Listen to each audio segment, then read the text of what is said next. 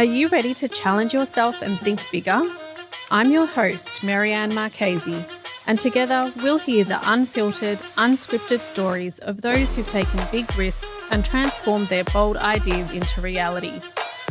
Season 1 is brought to you by multi-award-winning law firm Legalite, where bold ideas thrive.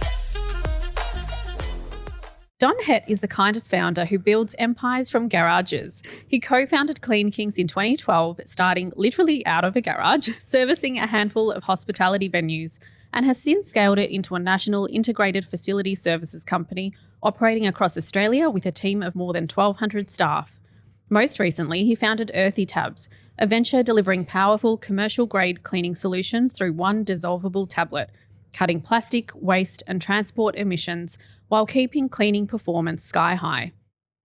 Today we're going to chat about how Don went from garage startup to national market leader and why he believes the future of cleaning is proof-driven and planet positive. Hi, Don. Hi, Marianne. How are you? I'm good. How are you? Pretty good. I'm so happy to have you here. Oh, thank you for having me. Of course. Tell me about your journey before starting Clean Kings in 2012. Right. So I grew up in Sri Lanka, born and bred in Sri Lanka. Nothing fancy during, like school days, like I was just an ordinary kid, not much, doing, any extracurricular activities to, no musical talents to nothing. It's just an ordinary kid. But I was a rebel from the start, back in, even the childhood. I was a rebel. So when everyone goes right, I go to left. I love it. When others zig, you zag. That whole thing is kind of like, built from, my childhood. I kind of always kind of try to find myself, where I belong. So that was kind of like the upbringing, then I moved to Australia, to study my bachelor's in accounting, finance and financial planning at Deakin. So I came here back in 2008 as an international student and $1,500 in my pocket. Oh. So that was the start. And then I finished my studies back in 2010. And then I went straight into work as a financial analyst with Bunnings. Yeah. Oh, wow. Cool. Yeah. So I did that for a couple of years. I did the Bunnings Future Leaders program. And then, I was having a great career path ahead. But then, a spark came down, Oh, that's amazing. Yeah. So tell me about what's the Future Leaders program at Bunnings? So Future Leaders program is where Bunnings is kind of like conducting with the Harvard Management School, where they do they pick people like who they think who are the future leaders, right? And then they send through this program. And this program is the one actually changed and then put me into the whole entrepreneurship career, Wow. So, yeah. So they saw something in you. I mean, Bunnings is rearing the next generation of entrepreneurs. Yeah. And they actually pick the right people, So they think that who has the leadership skills but need bit of a guidance and a bit of a path that they can actually train about. So that's actually what happened. That's cool. Yeah. Well, you tried to follow the traditional path. You went to Yes. accounting, finance, stable job. Yes. I can relate to that. I did the same thing, followed the traditional path. Yes. Until you obviously couldn't anymore. You had this spark of an idea. Yeah. What kind of gave you the spark in the cleaning industry? Where did that come from? It's actually, I got it into cleaning industry very accidentally, right? Because in this Future Leaders program, there was this exercise where they actually look at your personality. It's called personality mapping, right? So this personality wheel, you have to answer 80, these questions within 5 minutes, very impulse answers, right? And then through that, they map, what kind of a personality you are and then map with the role that you're playing in an organization or anywhere in the career, right? So I filled it up and then I went and handed it over to the presentations. And then they actually came down and asked what do you do? And I'm like, oh, I just sit behind the desk and do the number crunching, right? And they're like, mate, you are in the wrong field. Wow. You're you have to be in the start of Get the out wheel of instead here. of, So that was kind of the spark that got me into thinking a lot about like, am I doing the right role that is suitable for where I really want to go? So that whole process that happened back in 2012 April, and I've been keep thinking about it over and over and over, and then finally had the balls to pull the plug and gave the resignation. Do it. Take the And plunge. with the little money that I had, I was a cleaner, during my uni days.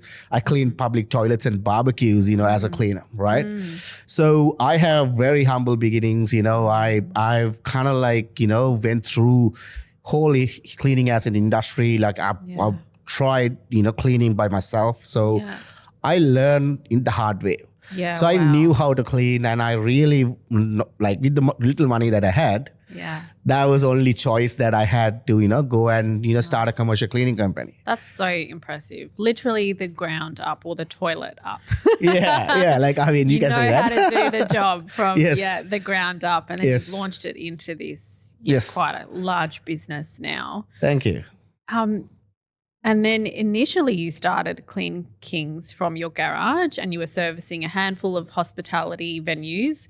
When you think back to that moment, what problem were you solving? Because the cleaning industry is obviously very saturated. It is. What did you think that you were bringing that was different? Right. So when I looked at the whole market, right, what I saw is that like every operator, they are either niche down and then always provide only few services in the cleaning industry, right? So how I looked at it is that, okay, we are not a services business, we are a solutions business. So that's why I even put the tagline as like the total cleaning solution instead of, saying total cleaning services, right? So that's number one problem that I saw. The second problem that I saw is that all these different kind of services, clients has to like engage few different, like providers. They have to shop around and find the right people. And it's so hard to change as well once you've found one provider. Exactly. So my theory was like, okay, what about we give one operator, one standard, one invoice that was kind of like consolidating all your cleaning operations under one arm. By doing that, pass the cost savings back to the client. That helps them to sort of like grow with us, and we grow with them. And that was the strategy. It sounds like such a no-brainer. I'm like, you're obviously solving a problem that was a problem, that this didn't exist before, and you just saw it and it was a no-brainer, but you did something about it. Like, I mean, do something about it when they see every client that I went and talked to, right, they always like, okay, so do you provide this service? Do you provide this service? Do you have the capacity to do it, right? So what I saw is that like, like clients are currently using like few different operators and then paying for few different invoices, like on a regular basis. Some companies, they only do general cleaning, but they don't do ad hoc services, Likewise, so some companies, they only do the ad hoc services, but not doing the general cleaning, right? So when the clients were asking you, do you do this and that? Did you do this and that, or did you just say yes and then figure it out? Well, say yes and figure it out. That was always the case, right? I live by that motto too. So. No. But I knew what I should do to get there. So that was it. Yeah. Yeah, cool. And now Clean Kings has grown into a national integrated facility services company. What have been the key milestones for you that shifted the business from that small and scrappy in your garage to now a national player? I would say two key points. Number one is that we changed the entire operating model through COVID, right? So with COVID, what we realized is that we couldn't find staff. Some staff are leaving. We were on an employee and a bit of a mix of subcontractor model of the areas that we couldn't serve. So there was a lot of issues like finding the right staff, finding the quality staff. So that was kind of like, COVID was kind of like the turning point for us to grow into a level where we are now, right? But I mean, we were there, we were growing like exponentially. Yeah, but you would have been on a certain track. Yeah. So back in the day, like before COVID, we were only serving hospitality and quick service restaurant space only. Now we are serving like 13 different industries. Right? So that rapid expansion happened because of COVID. Because, with COVID, 90% of our revenue went down because all of the hospitality venues and the quick service restaurants were shut down. Of course, they were like the first to close, Exactly. last to reopen. So those other industries that you started servicing, were they industries that were still open and very much relied upon during COVID? Yeah, so few were open. So for an example, like warehouses, factories, warehouses, then construction cleaning, it's happening a lot, right? So and then medical centers, hospitals. Oh yeah, of course. So those Hotspot. needed that services a lot. So I would say that COVID, what we saw is that like, okay, we should diversify ourselves. That's number one. The second thing was we need to change the operating model that we were going in. So, which is employee model and then the subcontractor model that we were operating. We were like, okay, we got to find a better operating model that is sustaining and kind of like, we have the full capacity and the capability to execute anything everywhere. Smart. So we bought something called partner model. So we went and looked at partners across national who can cover different geographical areas, whether it's metro, whether it's regional. And then we bought these partners into Clean Kings, sharing profits. So now these partners are actually sharing these contracts and sharing the profits with us. So now we have the capacity to execute things. We have the capability to execute anywhere. At the same time, partners have the full operational control. So that means we can go to any client and say, hey, we have the full coverage. We can serve you anywhere in Australia. That's so a great scalable model. those two models, those two changes that we did with COVID is the reason why we grew exponentially and keep growing it. Yeah. It's amazing how COVID, as awful as it was, and in particular, I've spoken about this before on the podcast for Melburnians, like it was such a, traumatizing time.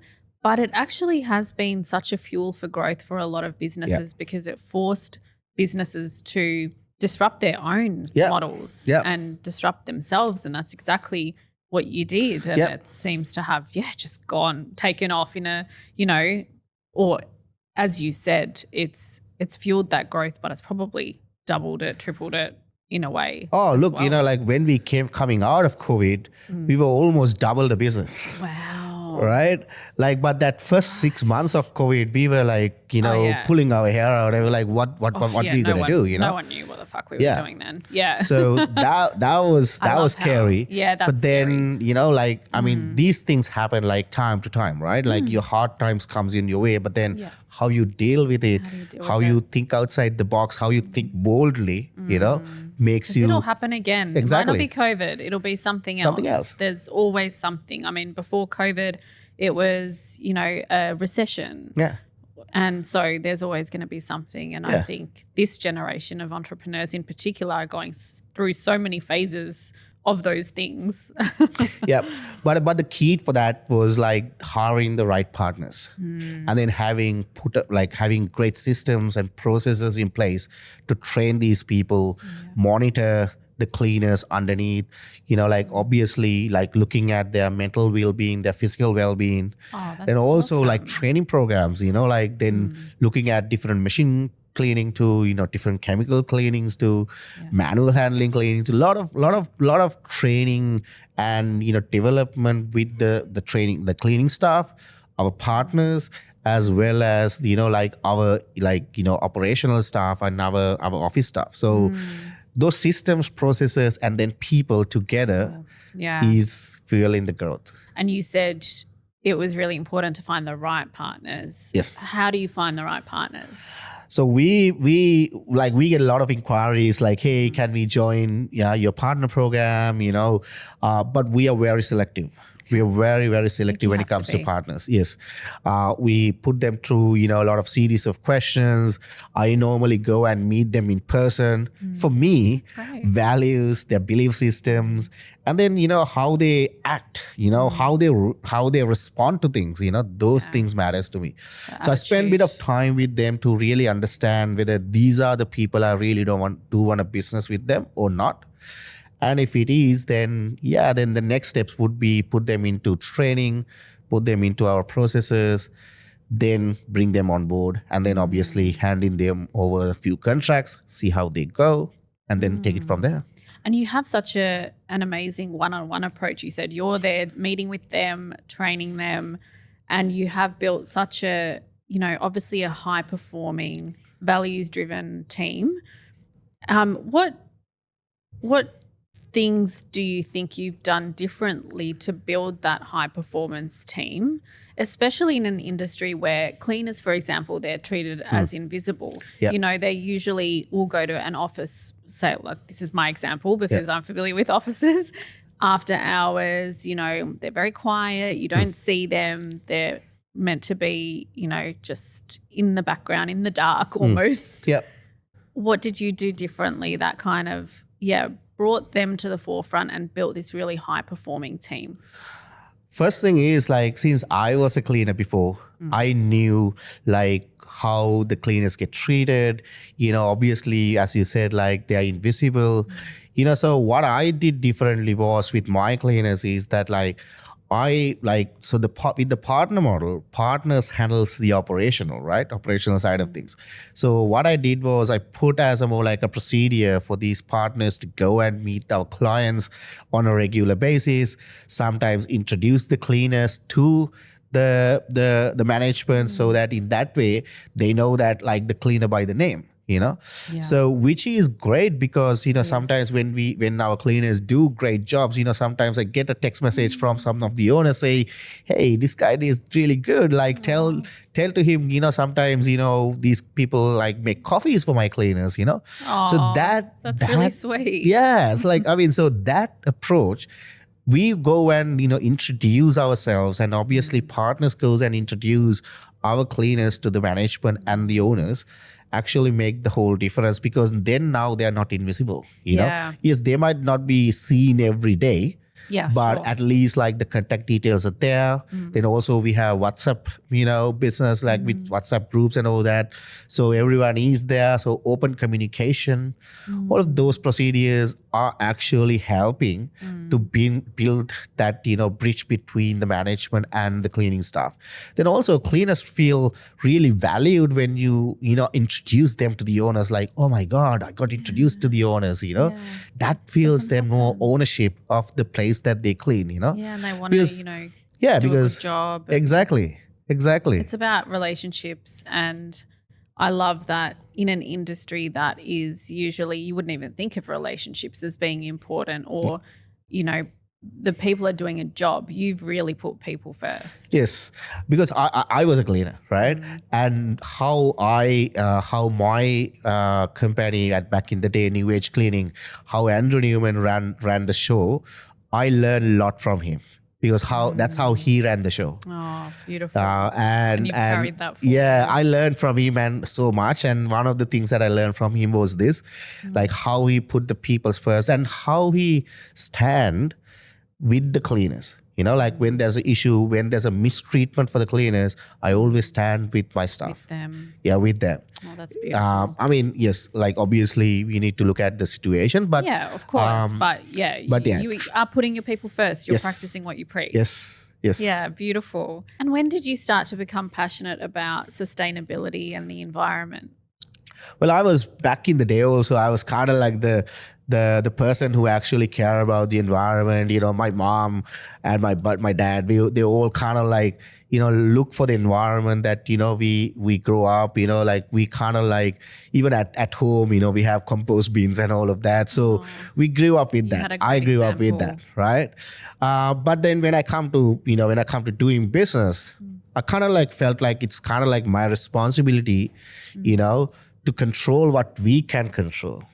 So sometimes when we go to clients, when we see that like they don't have proper systems, back in their back of houses, I go and normally talk to my clients and say, hey, you can do little things like this. Yeah. Like for an example, let's say, they don't have a proper bin system, to, sort out, whether it's plastic bins, to, general waste, to cardboard bins, to, tin bins and all that. So I kind of like go and suggest, sometimes, like clients and come and say like, hey, we don't have the budget. But then, I come turn around and say, hey, we saved you X amount of dollars. How about put it towards the environment, mate. yeah. So like those discussions are there. Yeah, cool. But that's normally the case. Like, so I normally like, and I keep on researching every day about, what are the new trends in the sustainability, what are the new ways of doing things. And then, like that's one of the ways that I can actually find out like about, the tablets and all that, the chemical tablets and all that. So let's talk about that, Earthy Tabs. What was the moment you realized that dissolvable tablets were going to be the next bold leap for the industry? So chemical industry itself hasn't changed for 100 years. Believe it or not, 100 years. Yeah. Plastic, like it all comes in plastic chemical cans, right? Yeah. And liquid chemicals, there's a reason why it comes in plastic cans, because if it doesn't comes in heavy, thick plastic cans, it's gonna get leaked. Yeah, okay. Right? It's gonna come out of the, like, if you do it with the thin plastic, it's gonna come out. It'll right? just come out. Yes.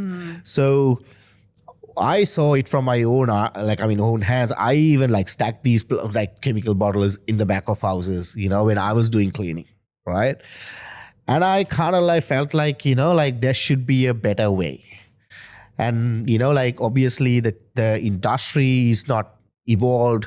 The technology hasn't been evolved during those days, I've been researching about this whole thing back in from 2017, 2018.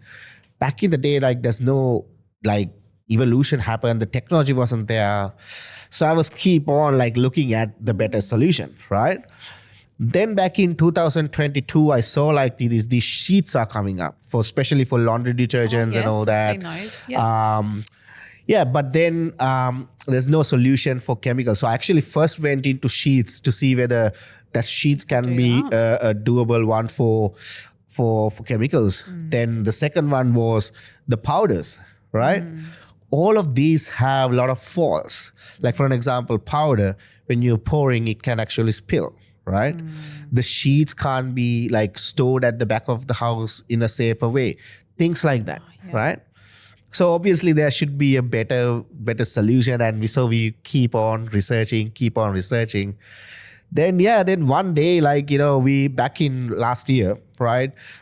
April last year, Clean Kings got this massive tender to sort of like put down to, and then one of the requirement was that like, what a new bold idea about that you can bring it out for chemicals.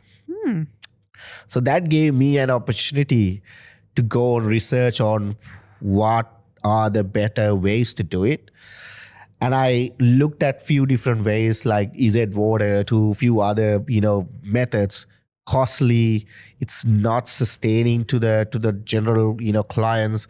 There's problems, right? Every solution that I find, there are a lot of problems and bottlenecks, right? Where clients can't actually use it. Yeah, you don't want to create more problems on top of a problem. No. So that's kind of like gave the whole idea to sort of like research onto more and more, solutions. And then one day, like I got a, Facebook ad came up for these domestic cleaning tablets. Oh yeah. Then I was like, okay, this is great. So why can't we use this for commercial cleaning? Yeah. Then I sourced every domestic cleaning tablets, Europe to UK to Australia to, some tablets from even Germany, right? And we tested all of these tablets. Wow. And what we found out is that these tablets are not effective. They're not strong enough. Enough. So they might be good for domestic cleaning, but commercial cleaning needs, stronger chemicals because end of the day, if the cleaners are frustrated, if the cleaning chemicals doesn't do the job for them, they'll cop the flack. Exactly. Right. So I kind of like looked at this from a kind of like a user centric and then looked at, okay, what are the current problems in the tablets? And then realized that like, okay, the problem is that, all of these domestic cleaning tablets, right? They're going with eco cleaning. They're going with like it's good for the environment. All of these claims, and obviously vegan friendly. All of these claims, and when you put all of these claims into the tablet, right? Obviously, you can't use harsh chemicals. You can't use certain chemicals because, that's take you out from that eco cleaning, certifications and all that, right? So then I looked at like, okay, do we really need to be an eco cleaning tablet, or are we solving a different problem here? So my problem for first and foremost was the plastic. But then when I digged into the problem, I saw is like, well, liquid chemicals, the plastic is not the only issue. Yeah. It takes space. There are waste happening when you pouring and overpouring. Spills can happen. Yeah. It's heavy. Like 5-liter cans is equal to 5 kgs. So with liquid, people might be using excessive amounts Yeah. as well. Yeah. Right. Yeah. Like, I mean, cleaners, like, yes, of course, there are dilution rates and everything, Yeah, but hey. of course, they could accidentally or just, Exactly. whatever, tip some Right? extra in. Yeah. So then I looked at like, I mean, transportation, it takes like it burns more fuel. It takes a lot of water to, make these, these whole production liquid. cost and process Exactly. of producing liquid chemicals. Yes. Sure. And then energy. So there's this whole bunch of other problems. So I was like, okay, let's solve these problems. Let's not go into the other side of it, because end of the day, my market is B2B. Yeah. My market is the commercial cleaning market, where businesses and commercial cleaning companies can use us. But then if it's eco-friendly tablets, well, we won't be able to survive in this market. Yeah. So that was kind of like the bold decision that we took as a business. Let's stay in this side. Let's not take ourselves into the other side of the spectrum. I think that makes sense. And you're cutting costs for the business. You're dramatically reducing waste and storage costs and freight. And I mean, it makes so much sense why you decided on what your non-negotiables were, and then just stuck with that. Yeah.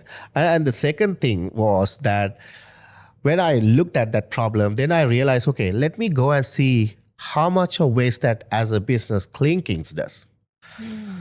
Then I had to look at, we didn't have any record. Yes, of course, we had the purchasing records of the chemicals and all that, but we didn't had a proper system to monitor how many cans, how much of that we're using, all of that, right? So then came the idea like, okay, impact needs to be measured. Yeah. So I asked all my partners to calculate how much of plastic that as a business we throw out on a yearly basis. And that number got shocked. More than 55,000 plastic cans on a yearly basis, just as a medium-sized business, one business. Imagine there are like more than like 14,000 cleaning companies in Australia. There are more than 6 million businesses, commercial businesses in Australia, including hospitality, childcare to gyms, recreational. I can't even imagine. And that number could be like, so when we dig deeper, there's around 4 billion plastic cans in the commercial cleaning and industrial cleaning throughout on a yearly basis throughout the world, around 80 million to 90 million in Australia itself. Wow. That number is like, oh my God, we got to do something about this. Oof. Yeah. Right. So so we merged these two things together. So that's how we build our impact calculator, plugged it into ordering. So that actually when customers switch from bulky liquid chemical cans to us, they can actually measure how much of plastic, how much of waste, how much of space, how much of CO2 emissions to 8 different sustainability metrics. Now they can use it for, for their sustainability, reporting to annual reporting to ESG reporting down the track, using for sustainability credits to, I was just going to say, so many businesses and boards are moving towards sustainable practices, and ESG reporting is so important now. So to have something like this which most businesses would need. Like most businesses need commercial cleaning if you have a premises. Yes. So to be able to have such a positive impact on the environment as well it ticks so many boxes as a business, as a corporate. Yes. That's brilliant. Yeah. So that's kind of like so we didn't end up just doing the tablets, but we bought a tech solution at the back. So in that way, impact can be measured. That's cool. I really love that. I think it's so great that you're measuring the impact as well. And that would be so meaningful to the businesses as well to have that data. Yeah, so great. And I also just really love that you made a choice between, green is sometimes perceived as weaker and you still are having an eco-friendly product without compromising on the strength of the solution. And you're so clear on what problems you're solving. And I think that's just really commendable. Yes, because when we looked at the problem in that way, what we realize is like, okay, we can, go and put all these claims and greenwash, even the current liquid chemicals have a 100% environmentally friendly range. But hey, they also comes in plastic cans. Yes. They also store, they also take space, all of that, right? So we didn't want to be another business that just like comes and greenwash these things. Yeah. We don't want to go and achieve the, net zero. Yeah. We want to do our bit, we can make a difference. And then obviously give the measurements and the impact data back to the business so that they can actually evaluate like, hey, with this change, with this switch, this is what, we achieved. And we are keep on achieving without compromising. And then obviously we are saving some dollars. We are 20% cheaper than any liquid chemical in the market. So we give those cost savings back to the clients. And then obviously with the bulk buys and all that, they get more discounts. Yeah. So I think it's amazing. What's your vision for Earthy Tabs and the cleaning industry in general? So Earthy Tabs is transforming not only to, commercial cleaning. At the moment, we are partnering up with another agricultural business so that we can actually build weed killers through these tablets. Got a couple of, mobile car washes and, detailing companies asking us to bring tablets for, detail cleans and, car cleans and all that with the tire washers and waxes and all that. So the opportunities are endless. Exactly. So when we looked at the whole, tablets, we think outside the box, like at Six Silo, our motto is we live outside the box. So that's kind of like the motto from the, when we incorporated Six Silo, it's about like, we're not going to look at a problem the traditional way. We're going to go and solve it the faster, efficient, cost-effective way so that it has not been done before. So, and Six Silo is your holding company of all your businesses. Yeah. That's cool. That's a great motto to live by.